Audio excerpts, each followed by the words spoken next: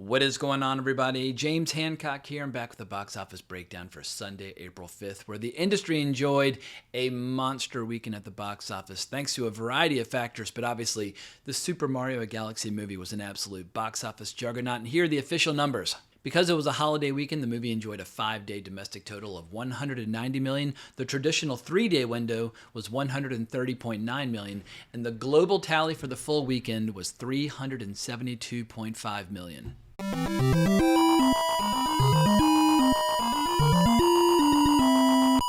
So it came up just shy of the original film from 2023. And if you want to know how the numbers compare, that movie grossed $204 million across the 5-day weekend, $146 million across the traditional 3-day, and globally grossed $375 million. So this new movie came in just $2.5 million short of the original movie. But keep in mind, this movie only cost $110 million to make. They exercise a lot of discipline and restraint with the sequel. So there's a very good chance that this movie is already profitable this weekend.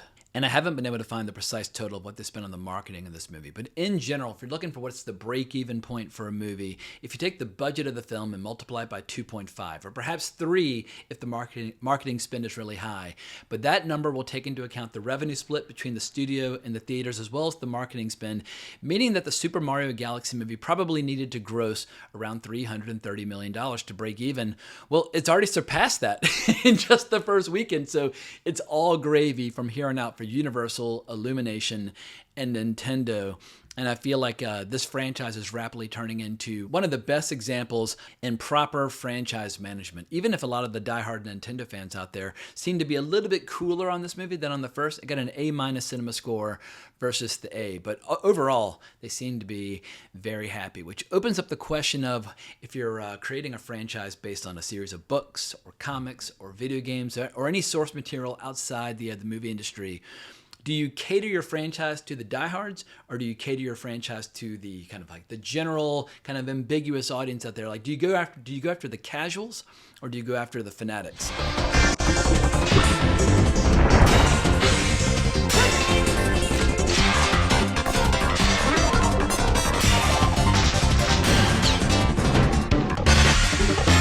I think the easy answer is if you have a character that's as beloved and recognizable as Mario, who goes back to 1981 across over 200 video games, yeah, you play to your strengths, you trust what makes the franchise popular in the first place, and you cater to the diehard fans, because there are diehard fans of Mario all around the world of a variety of ages, like the people who are playing stand-up arcade games in the early 80s, or people who are playing the Wii in the early 2000s, or whatever the latest iteration of Nintendo is today. I play PlayStation, Xbox, and PC gaming. I don't even know what is the current iteration of Nintendo consoles, but there are still a lot of Nintendo players out there. And I was reading an article over on Deadline by Anthony D'Alessandro trying to break down a lot of the different contributing factors to the success of this movie. And one major factor was a huge surge in non-frequent moviegoers getting off the sofa and heading to the theater. And the way they describe, or the way they define a non-frequent moviegoer, is somebody who goes to the movies a couple times a year, but they don't necessarily consider themselves like a regular moviegoer. Like diehard movie freaks tend to go to the movies every week, if not once or twice a week. But it's a little bit like the sport of mixed martial arts, where if you look at the fan base, 10 to 20% of them are like the diehard fanatics who watch every single event. But then you have your casual fans who will watch a couple events a year, and that's where the real money gets made. And my theory is that contained within the audience of non-frequent moviegoers, you have a lot of underserved audience members who very rarely see what they like on the screen. And perhaps they've got certain authors they're obsessed with, or perhaps they have certain games they're obsessed with. But in general, they're just not that excited by seeing yet another Jurassic Park, or yet another Mission Impossible, or yet another Marvel movie, where they just feel like the same blockbusters kind of come out on a regular basis every year. But if you give them something like the Super Mario Galaxy movie, which is like with like a laser focus going after precisely what they're interested in and trying to bring it to life. And one of the most hilarious phenomenons this past weekend was seeing all these critics kind of scratching their head in bewilderment, where they're kind of being left out of the conversation or left out of the party, where they don't understand the appeal at all. And I was watching a video by Grace Randolph, and she was talking about how, like, you know, she bought a hoodie and she listens to the soundtrack and she did all these things where she was trying to become a fan, but she just hated the movie. And I just wanted to say, you're doing everything except for the obvious. play the games. If you want to understand what people like Super Mario or Donkey Kong or Yoshi or Star Fox or any of these major franchises at Nintendo, I mean, they've only made like a couple thousand of these games over the last 45, 50 years. Try the games, and sooner or later, you might actually find yourself becoming a fan of Nintendo properties. But earlier in the video, I asked the question, when should a show or movie try to broaden the appeal of source material, or when should they just trust it and play to its strengths? And I think it's a very debatable question. Like, take the Lord of the Rings trilogy by Peter Jackson. I don't know how many people bought a ticket to see that or have watched it online or who have bought the Blu-rays versus how many people bought the books back in the 50s, 60s, 70s, etc. But I would assume that the audience for the movies was a little bit bigger than the books. But I don't have any hard data on that. But I feel like that was a very successful attempt at broadening the appeal of the source material. Or maybe Game of Thrones. Like, I don't know how many people bought the books in the late 90s and early 2000s versus people who watched the show, but I would assume that they did successfully broaden the appeal, and then actually encouraged some of the viewers of the show to pick up the books for the first time. But then there's some other examples where you have movies or shows where they just completely, totally destroy the source material and end up alienating the fans and turning them into the most rabid, diehard enemies that you could possibly imagine. And I'll acknowledge my own bias. The purist in me would like to believe that if you play to the strengths of a comic book series or book series or video game franchise, that's always the right way to go. But we do have some examples where franchises have been broadened. Like, take the movie Captain America Civil War. I read the original Civil War comic book series by Mark Miller, like 2007 or 6? When did that come out? In any case, the original comic book series kicked much ass. But if you'd done a direct, like, one-to-one adaptation of that series, it probably would not have been the successful movie that movie became. But I felt like that was a perfect hybrid where Captain America Civil War included ingredients from the original Civil War storyline, but it found a way to make it accessible to a global audience. So I feel like, I guess you have to take it on a case-by-case basis. But the good news is, with the Super Mario Brothers movie, the franchise is so beloved and so popular, and its appeal is so global already, you can just play to its strengths and keep it as pure as possible and still just have an absolute box office fucking juggernaut. But if you want to look at overall North American box office in 2026 compared to 2025, right now, if you look at the same time frame now compared to last year, overall box office in North America is up 23%, and that's fantastic news. But this past weekend, I think one of the big reasons why this past weekend was so successful, the audience had options where if you wanted a family-friendly movie, the Super Mario Galaxy movie had you covered. But if you wanted a movie for adults, you had the drama. Are you serious? I'm sorry. I wanna order an Uber. Emma, what the fuck? And on top of that, you had a holdover success with Project Hail Mary, where in its third weekend, it only suffered a 43% decline, in spite of the fact that it lost all of its premium screens to the Super Mario Galaxy movie. It lost all the IMAX, all the Dolbys, etc. The fact that it only had a 43% decline in its third weekend bodes very well for Project Hail Mary, which has now grossed more than $400 million globally. And I don't know what the upper bound limit for Project Hail Mary will end up being. But the reality is, if you want a healthy, thriving, movie-going marketplace, you need variety in the marketplace. People always talk about cannibalization, and they basically think, oh, there's only room in the marketplace for one movie at a time. I think that's true when it comes to really crummy, shitty blockbusters that cost $250 million to make, that nobody ends up liking or even remembering a few weeks later. But if you're worried about cannibalization, yeah, there's only room every weekend for one crummy franchise movie that no one really cares about after the fact. But if you have multiple options that seem pretty cool, well, that's what creates moviegoers. That's when it becomes exciting to go to the movies, because you show up at the theater and you see lines for other movies like, oh, what are they going to see? And you're looking at the posters and watching the trailers eagerly. But yeah, I think there's always room for a couple of pretty good movies in the theater at any one time. And then people will end up seeing all of them, and you don't have to worry about cannibalization at all. But let's say, hypothetically, if Warner Brothers were to release a movie like Supergirl on the same weekend as a movie like The Marvels, well then yeah, they probably would cannibalize each other. But that's a very different conversation from having the Super Mario Galaxy movie, the drama, and Project Hail Mary in the theater all at the same time. But speaking of the drama, there's some very encouraging numbers there as well. And keep in mind, A24 only spent $28 million making this movie. I don't know what they spent marketing, but I imagine they spent quite a lot. But it grossed $14.4 million in North America, but had a global start of $28 million. But here's the most interesting stat. 80% of the audience was under 35. And people are always wondering, how do we get young people to go back to the theater, because I feel like too much of the movie industry and movie-going culture is dominated by old fogies, aging filmmakers, aging executives, and aging moviegoers. But if you don't have young moviegoers and young filmmakers, well, then the whole art form will just collapse and die. Here's one of those rare movies that's actually appealing to a young demographic. When I saw it in the theater Thursday last week, and I'll include a link to my review down below, there were a lot of young girls in the theater, and they were laughing and screaming and having a ball, or at least like kind of contorting in agony, because it's kind of an uncomfortable experience in a good way for the latter 2/3 of it. And it's funny, it's one of those movies where the first third sets itself up as this like kind of cheesy rom-com, and I was like, oh, this is going to be fucking atrocious. And then I really liked the dark twist or the dark turn of the latter part of the movie. I imagine some people will feel betrayed and like, oh, why couldn't it have just stayed like a cheesy rom-com? Because there is, speaking of underserved audiences, I think there is an underserved audience that loves cheesy rom-coms, and they used to make them by the bucketful back in the 90s, and for whatever reason, they just don't make them anymore. But if you want to know how the numbers for the drama compare to other movies of a similar nature, Materialist last summer opened to 11.3, and that ultimately went on to gross more than $100 million. And people loved it. I fucking hated Materialist, but that movie was very popular. And Zendaya's movie Challengers opened at 15 million. So the drama's coming in just shy of a movie like Challengers. And I get it, like Challengers has the big three-way scene, and it's got a lot of tennis sequences, so it's got a lot of kind of sizzle with which you can sell the movie.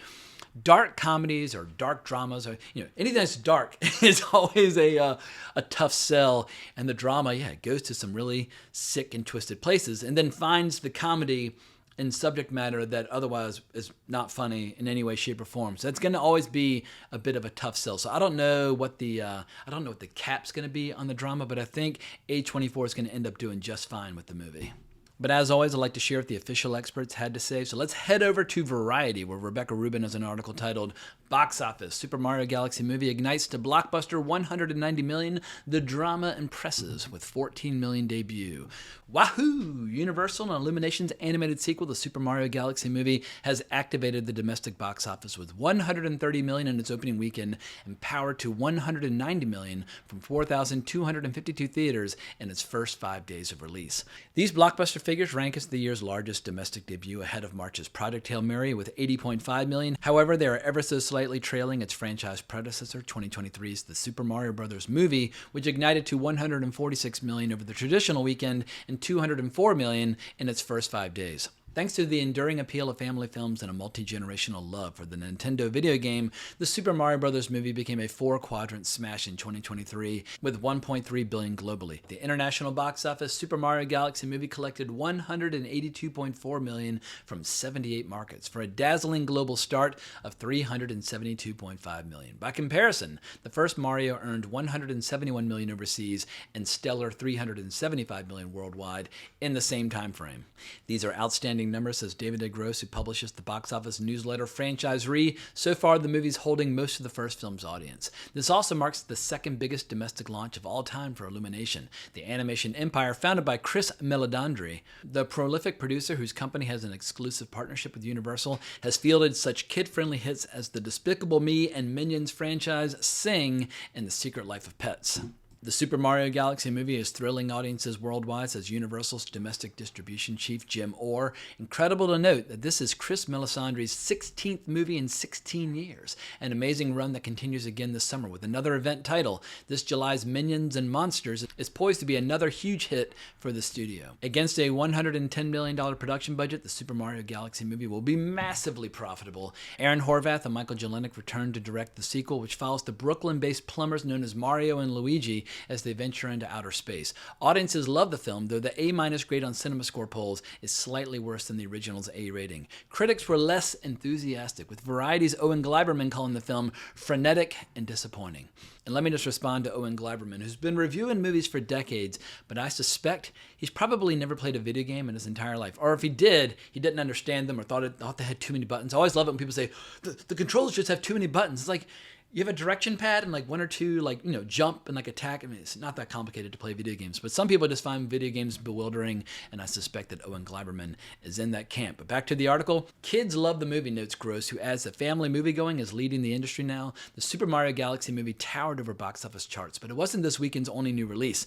A24's dark comedy The Drama, starring Zendaya and Robert Pattinson, started strong in third place with $14.4 million from 3,087 screens. That's above A24's breakout hit 2025's Materialists, $11.3 million, and similar to Zendaya's last film, 2024's Challengers, $15 million, which appealed to similar demographics as The Drama. The Drama also debuted overseas with $13.6 million for a global tally of $28 million. That's an encouraging worldwide opening for an original, adult-oriented film, especially against its budget of around $28 million. It's a testament to the star power of Zendaya and Pattinson, who will share the screen twice more in 2026 with The Odyssey and Dune Part 3.